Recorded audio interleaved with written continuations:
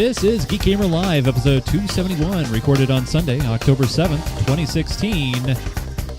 No Man's Live.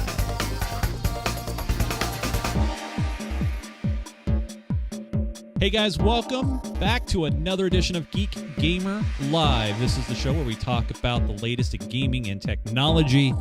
And this week is something very special for me. It's something that I've honestly been excited for this entire week in planning.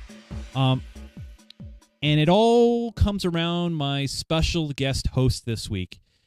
So we don't have Joe, we don't have John, we don't have Cameron, we don't have Nick or Michael or anybody that's been on this show before. We have somebody that was on the very, very first episode of this show. Now, we've changed names throughout the years.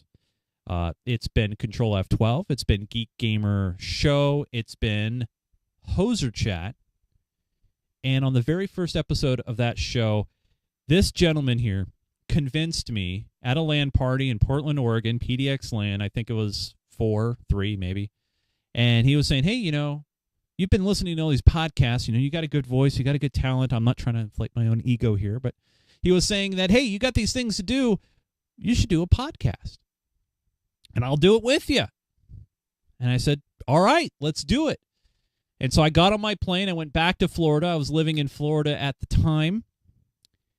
And this gentleman got the whole ball rolling to this point 11 years ago this month.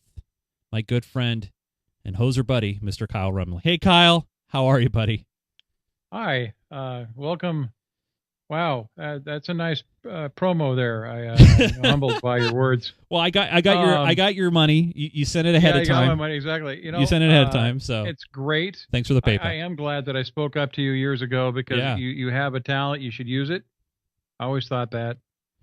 But yeah, hey, welcome. I'm out here in Nashville now. You're back in the Pacific Northwest. That's right. Well, I mean, I got back to the Pacific Northwest 10 years ago. I was only in Florida for that 1 year. Right. And that was a time in my life where, I didn't like Florida very much. I was there for work. And as soon as I was eligible to move back to the Northwest and transfer back, I did. And then, obviously time flies. But, man, when we first started doing this show, if you would have told me, Chase, you're going to be doing this 11 years from now, I would have said, get lost. I would have. I'll share a story with you about that at the end of this. Remind me something with another set of friends. You'll find humorous. So, okay, yeah. I get what you're saying. But when we started this, it was tough. It was technically tough, even though we didn't do video. Which now we're doing video, so people see you, people see me. And even though the majority of downloads are audio, I think there's a value to video now because you can kind of show people what you're talking about. We did audio. I remember doing one show illegally years ago. Actually, it was still legal at the time to drive and talk on your phone at the same time. I remember doing one. Yes. Driving, and we still have it too. Yes. Driving down 167, I think, outside of Kent, Washington. I'm driving down the road with my phone in my hand. Speaker phoning it while we're traveling. I think I was headed to PDX LAN or something. Yeah, I think you were. And I was in Florida. Yeah. I was at a LAN party in Florida at the time. I remember. Yeah, I remember that. Yeah, exactly. Yeah, we were all kind of landing it up that weekend. It was very nerdy. Yes. So we would record. So here's how we do it. And podcasters have a term. They call it like a double ender. They call it now. But basically, back in the day, what we did is we had this special software that would tie in the Skype that would record our end of the conversation. So we had good, high-quality audio. And then Kyle would upload it to an FTP site on the Hoser Chat website. Then I would download it in Florida and then splice it together and then put it up as a podcast. Yep, exactly. And I think we used something called PodPress. We had hoserchat.com, and really our first episode was about peripherals. It was about... God, we're exciting. Oh, man, it was so bad. And it started off using copyrighted music. I used the World News Tonight theme with Peter Jennings as the opening theme. So it was like, dun, dun, dun, I had forgotten that, but that's hilarious. Yeah, man. No, it's it's come a long way, and it's weird to think about. If I was consistent in doing an episode every single week, which a lot of things happen in 11 years, we'd be way past episode 271. That's for sure. But you said you had a story or something you wanted to share before we talk about some gaming remember, and geek stories? It's been 11 years. Yeah. I think I met you in 2004, 2005 anyway, if I remember rightly, at one of the LAN parties. Yeah. You were one of the taller guys. 2004 sounds right. Yeah. Yeah, it sounds about right. Well, years ago, we were, my friends and I, who may or may not be watching this, but they probably remember that we'd play our Dungeons and Dragons and all those nerdy games before computers. Yeah. And we joked back in the early 90s, late 80s that, we'll probably be doing the same thing 20 years from now. Well, some of them are actually doing that 25, 30 years from then. So 11 years doesn't sound so bad. That's really the story there, is that, 11 years is good. We're good. No, what's amazing, though, is how much the technology has changed. And it's amazing. And it's phenomenal. I mean, I can reach down here and pick up a Kindle Fire with a large screen. If you try to buy something with a screen that size when I was working at, say, Radio Shack 20-some years ago, you would have spent hundreds of thousands of dollars. Now you can get those things for what? You can get them on discount for $30 if you look around for certain ones. Dirt cheap. You can get an Amazon Fire tablet. Yeah, it's decent crazy. cameras too, I might add. Yeah, decent cameras, decent resolution, and watching content like watching this show right here. And exactly. And that's the other thing too. Broadcasting it in high definition. We're broadcasting right now in 720p. You can download the show onto your iPhone or your tablet or whatever. It's remarkable. When I started, it was burning MP3s to CDs because I didn't have a way to play it in my car. Wow. And now it's an iPhone or it's an Android device or whatever. So it's amazing. But I know you guys didn't listen to this show to hear us reminisce about great technology of the early 2000s. No, we're going to talk about what's going on now. And really, a really cool story that's happening this week. So a couple weeks ago, Apple pushed out their new stuff. The iWatch 2, the new iPhone 7 and 7 Plus, and now it's going to be Google's turn. Google this week is going to be unveiling their brand new, not only Google Pixel, but they're also going to be talking about some of their other awesome hardware, like their home stuff and new phones and Chromecast. And Cameron, I'm not Cameron, but Kyle, we always had this joke on the show that when is Google going to buy us? Now we're buying a lot of Google stuff. And using Google like crazy, like for our show notes. But Google wants us to start using more Google stuff in the home. The Chromecast and Google AI and Wi-Fi devices and things like that. Right. Do you have any Google stuff at home? Do you have a Chromecast or any? I use. I have a Chromecast actually. I have the original version. Yeah. Same here. It doesn't do me. I've been able to get it to work real well here, but it does work. I use Google Chrome because it's a fairly light on the PC CPU cycles for me anyway. Yeah. In Windows 7, it works pretty well. In fact, that's what I'm using right now. Yep. Google itself, I mean, think about it. They're competing. I mean, go to Amazon.com, and a lot of what you just said is stuff that Amazon's trying to do too.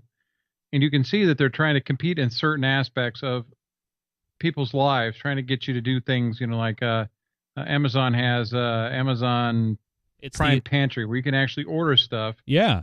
And have it delivered like within a couple hours if you live around an Amazon RDC location. Well, I've done that actually in Seattle Metro. They have Prime Now.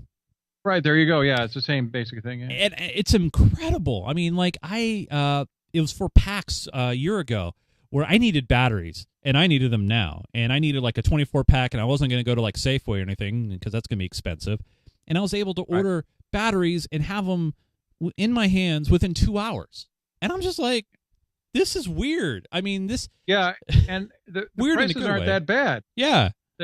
Surprisingly, they're not that bad. I mean, you'd think that they'd mark them up at pretty insane, but whatever their business model is, they hire local individuals that know the area.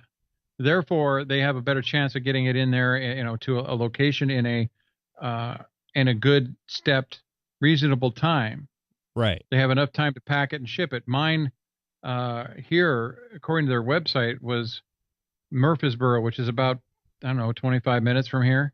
So yeah, they could deliver to Nashville, which I live in. So yeah, you can get that kind of thing. It's kind of cool. Yeah. So are you looking forward to anything coming out of the Google event this week? I mean, obviously they're going to have their new phones. They're going to be announcing their Are they doing Chromecast. A gaming thing also? Not that I know of. It's really more showing off their hardware and their new items that are going to be coming out, but nothing gaming specific that... Well, they've kind of bit the dust on their phones for a while there, didn't they? Well, yes and no. I think part of the problem with Android, and Joe has always been a big stickler on this, is there's no consistency across all of the manufacturers, right? Everybody has their way to put their own twist on Android, and I think that's where Apple has some I can relate to that, actually. Yeah, I think that's where Apple has some of their advantages, right? All they have is one operating system, one phone, one platform, one thing to deal with. Right. But I've been a big proponent of their Nexus line of phones, and I love them. And I had a Nexus 6, and now I have a 6P, and then they're going to have the new Pixel line of phones, which is kind of the evolution of the Pixel line. And I'm very excited to see what they announce, but I'm also excited to see what they announce when it comes to integration in the home. They're going to be unveiling a digital assistant they call it with a Google Home speaker, kind of like the Alexa thing with Amazon, where you can say, right, yeah, you can put it in the middle of the room, right, and you can control things in your house. If you have a Nest thermostat, you can control the thermostat. Basically, it lets us, Kyle, it sounds like the be lazy, right, and you be in a nice comfy chair and just sit there and say, Google, do this for me. Google, do that for me. And I'm already halfway there then. Right. You'll note the chair. Yeah, exactly. Yeah. So, yeah. What I've read a little bit about is the fact that, yeah, they're looking to tailor it to the individual too. Basically, if your house has lots of things, then it can do lots of things, right? Or maybe exactly. Turn light off. That type of thing has been around for ages. But hey, it's better than the clapper. Now think about that. Clap 6 times to turn on your toaster, or whatever. But I guess here's the benefit of the clapper, right? You clap twice, your lights turn off. But if you want to turn off your lights, it's like, okay, Google, turn off my lights. I'm sorry, what did you say? Turn off the lights. No, I'm sorry, I didn't get that. Fine. Done. I'm sorry, Dave. I can't do that. I'm sorry, I cannot do that, Dave. Yeah. But no, it's excited to see, obviously, Google and what they're going to bring to the table. Apple brought their A game. I think Google's going to bring their A game. They got a 4K Chromecast that they're going to unveil, the Google Home stuff, the new phones. Yeah, that's something that looks pretty cool, actually. Yeah, big now, stuff. Also look at this, too, Chase. Yeah. Is given the fact that since we started this, I remember that the routers we had 11 years ago or so weren't so great. No. And wireless was not that powerful. No. As we discussed a moment ago, and I'll change it the next time we do something like this, but I'm actually on wireless right now, broadcasting decent definition without losing any audio or video. You've just jinxed us. Thanks, Kyle. So now it's going to crash. But no, the point being is, I mean, this is a stock Xfinity or whatever router. Right. It's a bit of a POS, but it does work. Yeah. So the point being is that you go 11 years and look at the technology. Now these guys are trying to jump past that router now that it's made it up to par into your household. Right. Right. And really, I think that's the next big future of this is, the Internet of Things, tying devices in your home that you didn't think that would be tied into the Internet, and you would be able to control and kind of be like the Jetsons, where you're controlling your thermostat, you're controlling your refrigerator and your washer and your dryer, and you're monitoring the electricity in your home to try to be more energy efficient. Bringing everything together and connecting everything together is important. And finally, these all-in-one routers have caught up and be powerful. I mean, it's crazy. We're seeing like, $200, $300, $400 Wi-Fi routers that are as powerful as computers were about, I would say, 5-10 years ago, or maybe sooner than that, where you could these were like former computers, gaming devices that are now dedicated for Wi-Fi routing and stuff. It's remarkable. You're talking about sending pictures and stuff, and you asked me, Chase, what's a good camera to get? And I said, hey, you need to get the 920. It's been a staple. It is solid video quality. It works great. You picked it up for about $65-$70.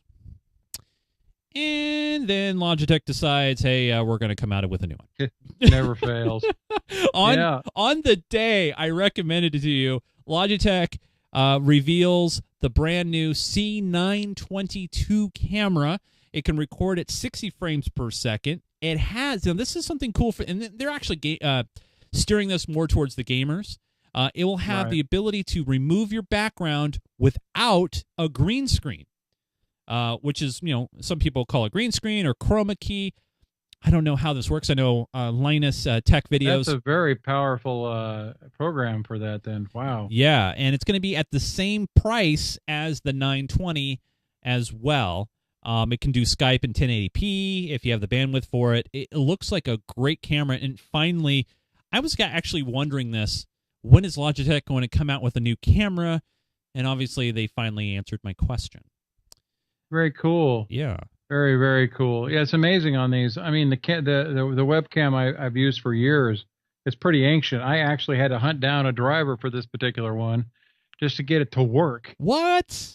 That's how old it was. Yeah, it was some obscure Logitech webcam, and I couldn't find a driver for it. It would work correctly on Windows 7 64-bit. Right.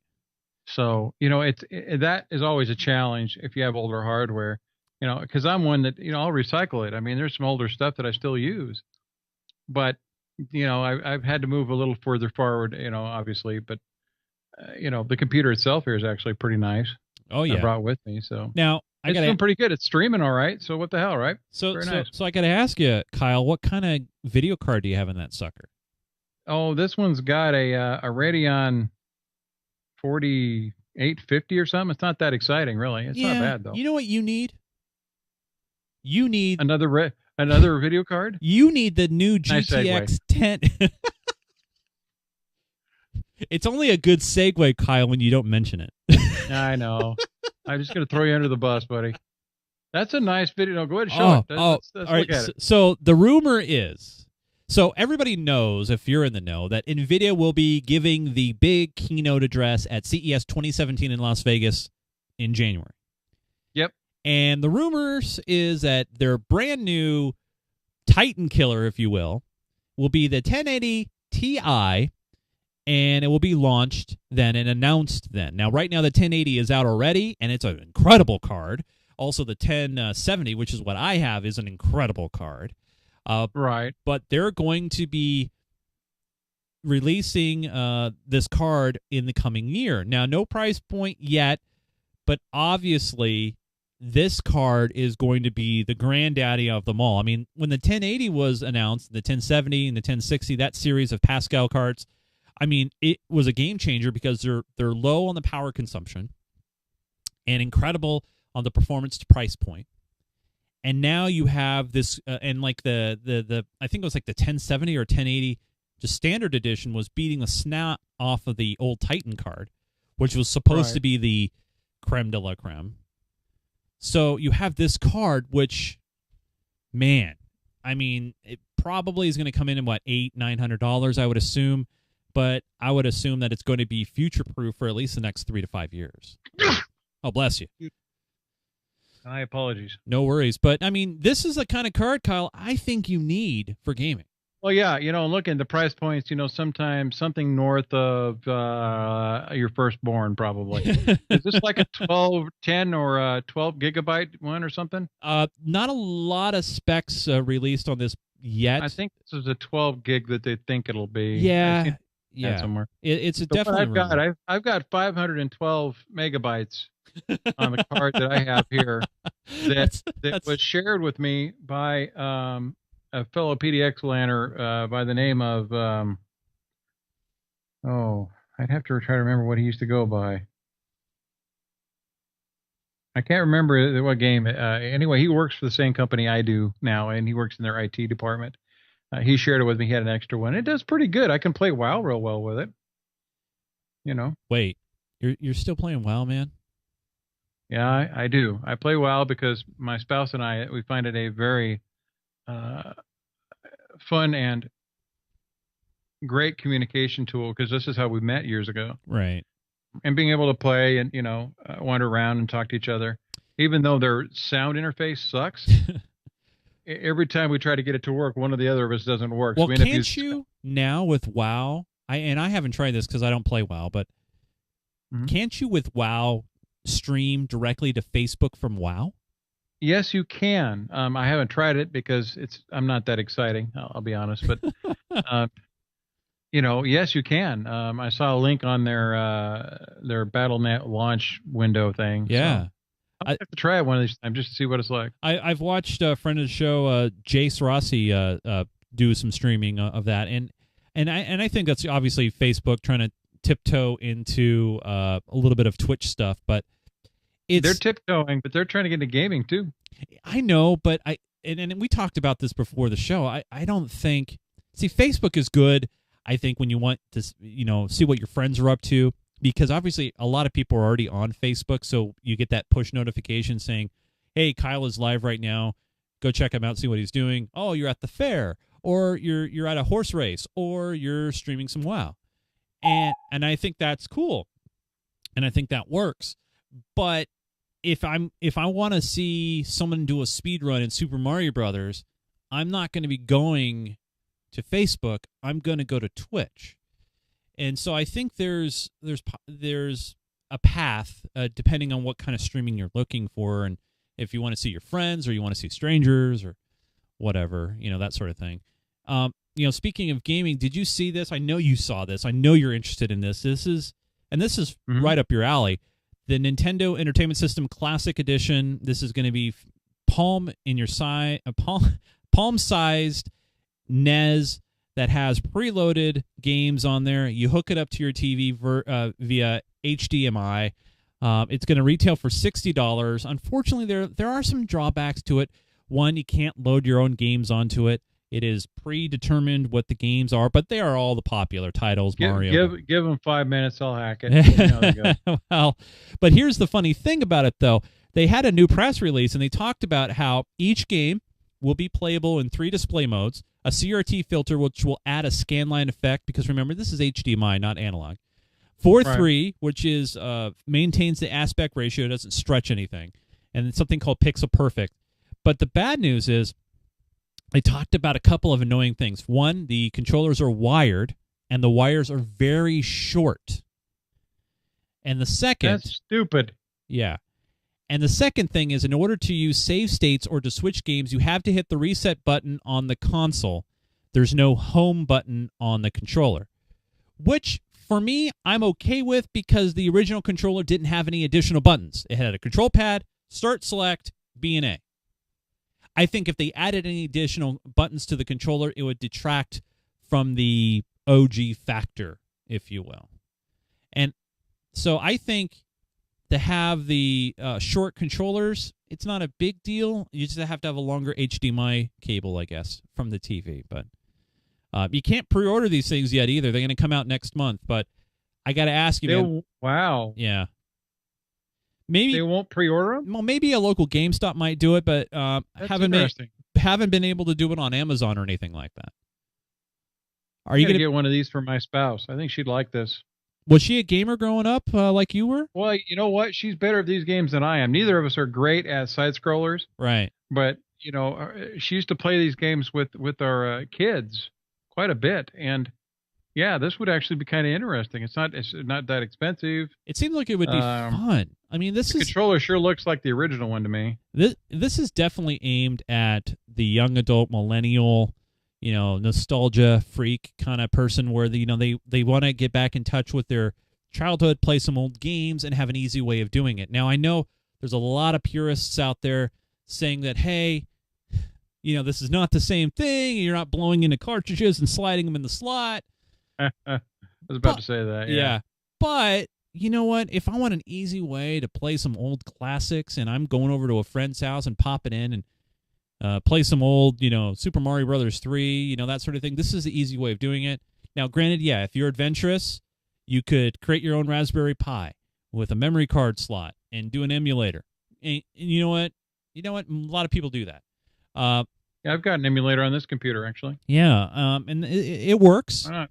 But this is one of those easy ways where it looks cool. I mean, look how cool this thing is. I mean, the controller's the size of the console. I mean, it's so cool. Well, you made a comparison there between the Raspberry and this. I'd be willing to bet that somebody at Nintendo saw that Raspberry and said, we could probably do something like that and make some bucks on it. And there Absolutely. it is right in front of you. Yeah, totally. So the same basic premise, really. But you'll be able to save your games. I'll have digital manuals, a selection of graphical settings. I'll have 30 games on there. Totally looking forward to it.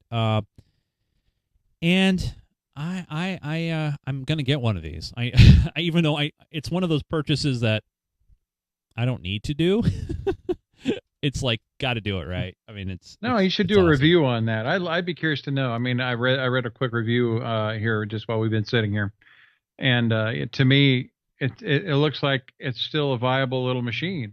And yeah, you just have a longer HDMI cable. Big deal. You can buy those for what? $5? What the hell? Oh yeah, especially if you're buying it on Amazon instead of at a Best Buy or something like that, where you can remember, and I'm going to sound old here because I am. Remember, not that many years ago, I was carting around a 90-pound, 21-inch computer monitor to LAN parties. Yeah, that's right. So the fact that you got something here that probably weighs maybe a pound, the whole thing, I mean, what a deal. Just saying. Yeah, no, it's a no-brainer. No-brainer. Now, Kyle, I got to ask you. Yeah? You got this camera. I know you're close to a distribution center. Do you have Amazon Prime? I do not. Okay. Do you know anybody who does? Yeah, I do. Yeah. A lot of people have Amazon Prime. I have Amazon Prime. You get so many great benefits. You get the streaming video. You get the free 2-day shipping. You get the unlimited storage of photos and files, that sort of thing. Right. But now, this past weekend, they announced something at TwitchCon. Now, a lot of people don't realize, maybe you've forgotten, that Amazon now owns Twitch. And Amazon has rolled out something brand new, and it's called TwitchPrime. I know it sounds weird, original. but it's true. So if you have an Amazon Prime account, you are automatically in TwitchPrime. And what TwitchPrime essentially is it allows you to watch streams ad-free, so you don't get no more pre-roll anymore if you're watching any of your favorite partnered streamers on Twitch. But you might be thinking, well, I'm a partnered streamer. Does that mean I'm not going to get ad revenue? No, you'll still get ad revenue, which is great. But here's the other best part. There's some other cool little tweaks with it. They give you a special icon so people in the chat know that you're an Amazon Prime subscriber. You also get, now this is a big deal, and if you are an Amazon Prime member, feel free to subscribe to our channel at Geek Gamer TV, because you get a free subscription to a channel of your choice every month for 1 month. So you get one subscription for 1 month to support a channel of your choosing without actually spending any money of your own. So typically it would cost you $4.99 to support a channel. So if you like, say, OG, Gamester, for example, you like his stream, you subscribe to him, you pay him $5 per month, he gets a little bit of that change, you support his channel. But if you're an Amazon Prime and you have Twitch Prime, it's like a coupon. You get to support anybody you want. So support us. If you have Amazon Prime, support us, which is great. I think this is a great move. It gives more value, especially on the gamer side, the young guys and gals out there that love the game and love to stream on Twitch. And a lot of them do have Amazon Prime accounts, but also it gives other people out there to just give them more value to their accounts and to Amazon Prime. What do you think about this, Mr. Kyle? I don't know a great deal about this particular thing. Let me read a little bit more here. I'm sorry, I don't usually come across as completely ignorant, but no, I know a bit about Twitch. Yeah, so you and got I Twitch. see the value. I could see the value there. Yeah, well, you just described makes sense to me. Now, but this opens up another thing. This is yet another way, and I'm going to go into something a little deeper here, I think. Okay. But I work in an industry that moves product, a lot of product every day. All right, I'll leave it at that. But suffice to say, what does Amazon produce? What does Google produce, for instance? You know what I'm saying? Right. None of these guys produce anything that I can stick in a trailer and move across the country. So our economy has changed so much that when you see these kind of things, that yeah, it excites people because it's hey, there's a good value there. I don't know. I don't know much more about it, but I think it's a great idea. I did not realize that they had bought them. Oh yeah, it was I think a couple of years ago now. Wow, I didn't realize that. Is it taking them that long to get to the point where this works? Well, I think Amazon, they're doing a lot of stuff in video, right? And obviously you have Prime Video, and Twitch was up for sale, and it was back and forth between whether or not Google was going to purchase them or Twitch was going to remain on their own or what have you, and Amazon swooped in. And the gaming industry as a whole, the amount of money that is being just created in that space is amazing. It surpasses Hollywood as far as the amount of money and funds that are involved in gaming. And so when you have a big player like Amazon, where they're trying to diversify in the products and services that they offer, and they saw this, the thing with Twitch, and a lot of people are streaming their games. It's easier to do now with consoles and PC, and everybody's doing it. You know what? We want to get in that space, and we want to be a player in that space. So they purchased them, and then, in my opinion, they've been sitting on it, back updating the infrastructure in the back, cutting down on latency and just having a good solid foundation. And now at TwitchCon this past weekend, they're rolling out more features to kind of bring that integration together with Amazon and kind of tie those two things together a little bit more closely. And I think you're seeing that with this Amazon Prime, Twitch Prime. It seems like a no-brainer now that we're talking about it, but before no one even thought about it. And it allows partners to get a little bit more exposure because you're getting that credit, if you will. So now you can support other streamers that maybe you wouldn't have supported before with a gift subscription, if you will. Right. Yeah. I see the benefit for what you're doing there. Definitely. And I remember the first time that you showed this on Twitch, I remember your stream, and in just a few short years, the streaming portion of this has went from you had a web page and you had to go through like Twitch or something like that. Now it's all over the place. You can't help but go into a website or a news article where you'll find a link. Oh, hey, here's the latest Saturday Night Live funny video. I mean, that one's been making the rounds today. You get what I'm saying? Yeah, totally. So there's video streaming everywhere. Yeah. No, everybody's doing it, and it's easy to do. Yeah, it is. I mean, and like I mentioned earlier, I mean, I probably will try the WoW thing at some point. I mean, my spouse has a very cool character, and at some point we can see, go into a dungeon or something like that. And it's kind of interesting, the fact that you can do it. I'm not sure if anybody would watch such a thing, but apparently somebody does if they're making this a viable stream. So. Oh yeah, totally. And I'm excited to see what Amazon comes up with more in the integration department with Twitch, and see how much more they can kind of push it. And right now, at first, a lot of people were a little bit worried about that relationship, but in my opinion, I feel that they're being a little slow but calculated, and it's a good thing. We don't want them to make drastic decisions, and I think this is one of those positive decisions for the gamers, streamers, and people who just watch in general on Amazon. And by the way, again, if you have Amazon Prime, you can get this. It's included, and then you can support us. That's a win-win. So if you have Amazon Prime, support Geek Gamer TV. It'd be great. Very cool. Yeah, last story I want to talk about, and I know you're going to have an opinion on this, and even though you may not know the game, you know this. You know this classic, I don't know if you call it bait and switch, but there's this game called No Man's Sky, and a lot of our listeners know this game. A lot of people were just all, ready for this game when it was previewed at E3 a couple of years ago. It's one of those games where you can wander the galaxy, and these randomly created animals, and this trailer was just beautiful, and it was epic, and it was one of those games that people could not wait to buy.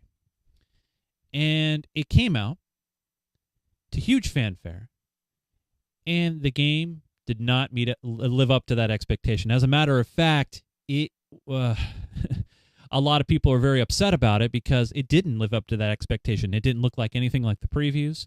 It didn't have the features that were supposed to be included. Just a whole bunch of just bad things. And then the developer went dark. They didn't say much to the public. I mean, they were touting and promoting the game leading up to release, and then after release, they've gone pretty much silent on this because a lot of people are upset. Especially go over Reddit, just do a search for No Man's Sky. You'll find the rants and the raves about it. Well, right. It's so bad now that UK regulator, Advertising Standards Authority, in the UK they have these great, unique little laws. They're actually investigating No Man's Sky for violation of these standards by not living up to the hype. And a gamer actually filed suit, or they actually filed a grievance because they're saying, hey, they take issue that it doesn't match the UI design, large-scale combat, flowing water, size of creatures, behavior of ships and sentinels, aiming systems, and a whole bunch of other discrepancies.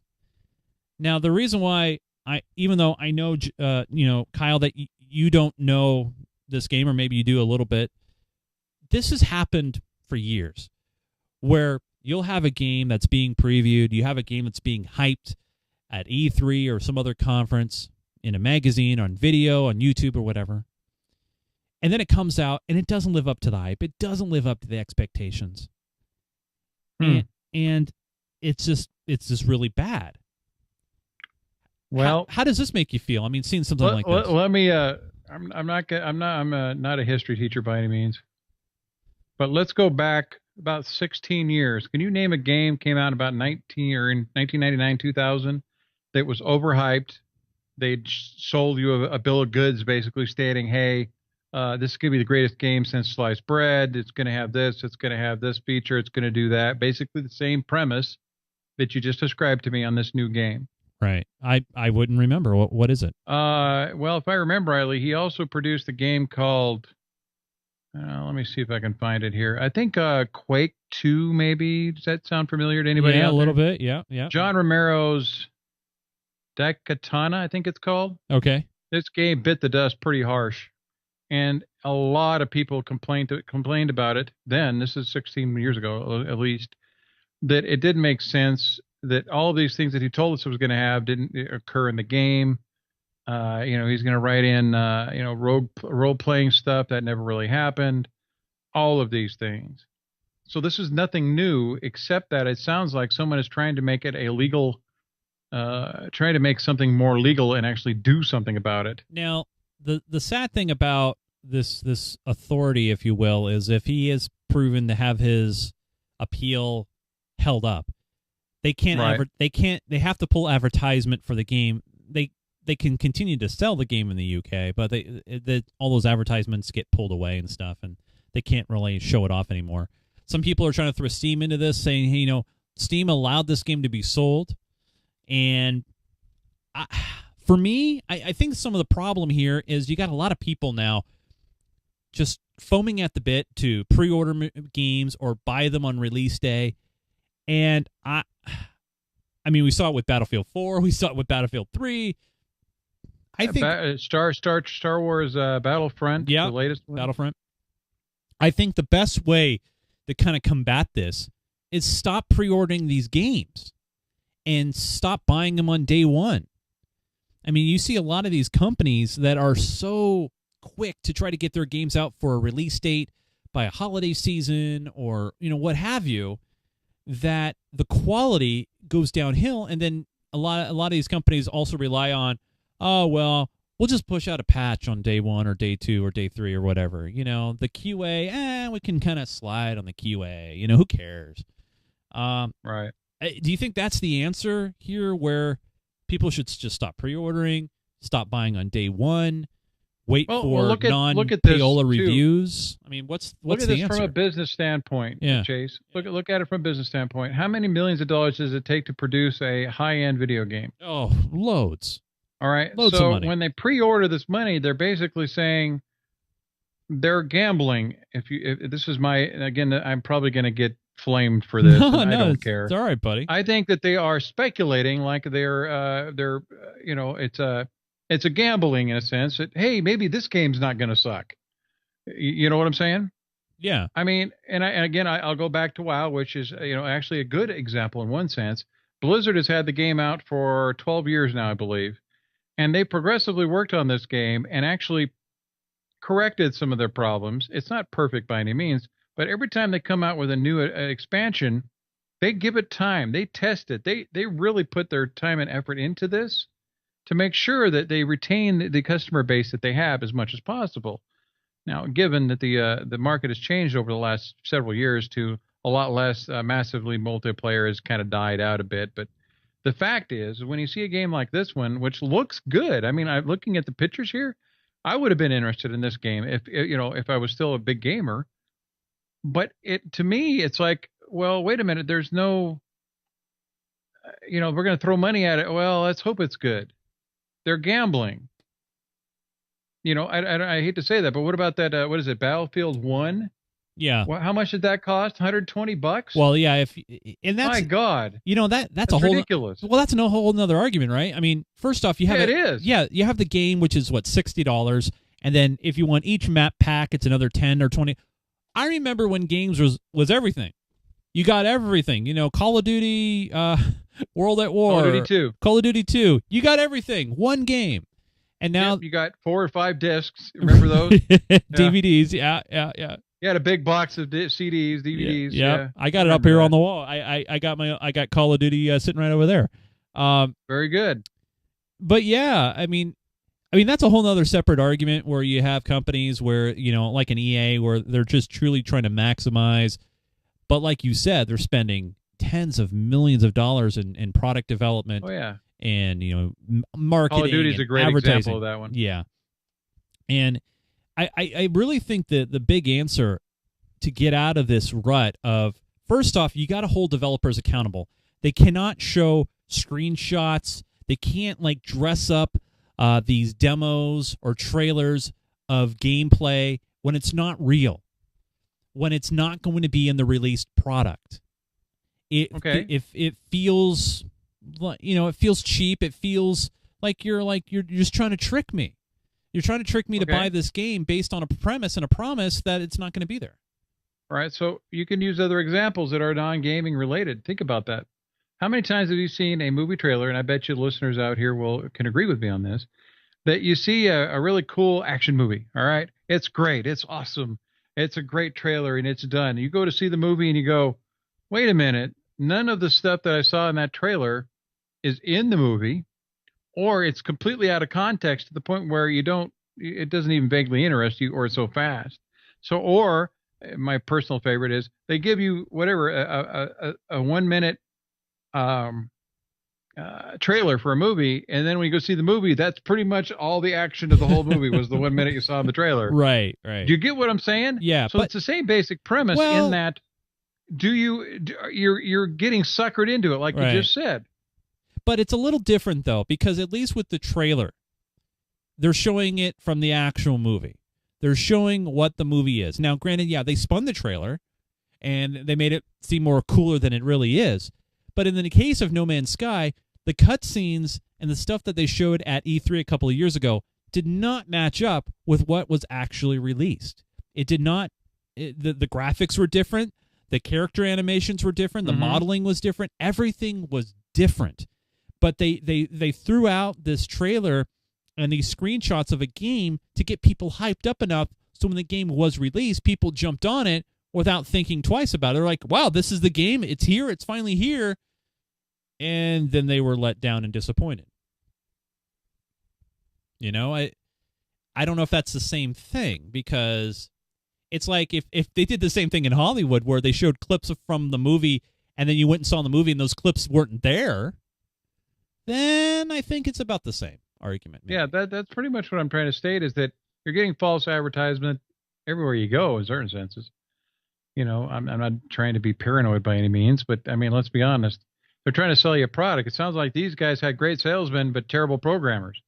Well, here's the one last thing about it is it really feels like they ripped off gamers. That Hello Games, that's the name of the company. When they went dark after the game released, I mean, there was actually a chart I saw on Reddit Gaming where someone charted out all the tweets and all the social media contacts from Hello Games and the lead developer team. And when the game released, those tweets just poof. They pretty much stopped. And so a lot of people, they're like, wait a minute, did we just get ripped off here? And a lot of people jumped on board. Steam has a refund policy, and a lot of people want to get their money back. And, that's the problem with some of these games, right? You can't get a refund. Because in the days of piracy and stuff, you buy something like this, you spend $60 on a game, you're not going to be able to get a refund. You can't just take it back because you were disappointed in the final end of the product. You're stuck with it. And so, yeah, they got their money. And you have all these gamers that are just feeling disappointed and ripped off. And I'm just thinking the only way that this is ever going to stop is, the pre-ordering thing I think needs to end. I know you're going to have a lot of gaming companies try to tempt you to pre-order games. But, have you ever pre-ordered a game, Kyle? Yes, actually I did. And why did you pre-order? The Call of Duty ones. Yeah, why did you? Because I would play it, because I knew I would play the game. Okay. And the quality of the previous game actually made it worthwhile for me to buy it. Right. So you. It's really that simple. So you believed in the developer that. I did. Yeah. If I remember, whoever developed, was it Infinity Ward? I think it was. You ever pre-ordered a game that you hadn't played before, like that from a developer you haven't? Okay. No, I don't think. I think I maybe done 2 games, and that's when I was still running a game store years ago. Right. So, I think gamers, we need to kind of slow down, stop drinking some of the Kool-Aid that these developing companies are throwing out there. And, yes, sir. And for me, for Battlefield 1 looks great. It really does. And I'm excited for it. And good friend of the show, David Miller, which I've spent many virtual hours in a tank playing Battlefield 4 with, asked me if I'm going to pick up Battlefield 1. And I said I probably will, but I won't do it until the game comes out. Now, yeah, I know that I'm going to miss out on all these pre-order specials and these unlocks and blah, blah, blah, blah, blah. I don't care. It's just a sales tactic. Yeah. Unfortunately, it looks like it backfired on this particular company. Well, no, they got their money. They got their paycheck. Granted, they may never be able to make a game again, but they got their money. Oh yeah, they'll end up at someplace else and start trying to make another pile of fine equipment. Well, in today's day of the internet, I don't think they'll be able to hide unless they change their names. Even if they come up with a new development studio name, people remember. And thanks to the internet and Reddit and other forum boards, people will remember what Hello Games did. Now, if they change and they come out and say, hey, but who knows? But yeah, they got real quiet, and we'll see what happens. Oh boy. Well, man, you guys, thank you so much for joining this week. I want to say a big special thanks once again to this hoser buddy right here. If it wasn't really for this guy right here, Mr. Kyle Rumley, then I wouldn't be really here today, 11 years down the road. It wasn't called Geek Gamer TV back then. It was just a podcast, and now I do a lot of things under this brand. I call it Geek Gamer. But Kyle, man, when you reached out and said, hey, I got some time now on Sunday evenings, I'd love to jump in. I'm like, you know what? I just want to do a show with you, man, because it'd be like old school all over again, and I missed it, and it was great. Well, I really appreciate the opportunity, and even on short notice, it's nice. We don't spend a lot of time chatting anymore, unfortunately, and now that we live 3,000 miles apart, it makes it a little more difficult to do that in person. Yeah. So, but now we can do it on video. It's great. Well, yeah, if I have time and it makes sense, let me know. I'd love to join you guys. I love picking on Cameron and Joe and the crew. I haven't done that for a while either, so it's always a bonus. Oh yeah, and maybe one of these days we can scrounge up an NVIDIA card for you, I would really like a better video card would be nice. Yeah, I agree. That one there on screen, though, that you showed earlier, wow, that's... Well, yeah, I don't have any more children I can sell into slavery for that kind of video card. It's way too much for me. But I got to say, though, it makes me still very excited to be a PC gamer when you see companies like NVIDIA and AMD and just pushing the envelope and making some incredible systems and incredible builds. And especially when it comes to VR and 4K gaming and G-Sync technology. I mean, PC gaming is great. And, I mean, I know that Joe and John and some of the other guys, they're more on the PC side of it only. For me, I love it all. I mean, I got a Nintendo over my shoulder. I love playing City Skylines. I love just playing all games in general. And it's something that I hope to do when I'm in my 60s and 70s, when, maybe I'm hanging out with my old buddies. Instead of playing bingo, we're playing some old Doom. That's what I'm hoping will happen. I kind of agree with that. Like I said earlier before we recorded, I was playing, I played a little Call of Duty 4 the other night just to see if I was any good at it anymore. And the resounding no came to 4. I used to be known to be pretty good at games like those, but I'll be brutally honest that I can't see very well. So, yeah, let's just say that I'll play them, but I'm not going to be the top of that leaderboard anymore. And I'm actually enjoying WoW more, which is kind of different. When it first came out, it didn't interest me, but now for socializing and you've come full circle. Really getting out and playing, it's fun. I rather enjoy it. Well, you've come full circle, man, and it's been great having you.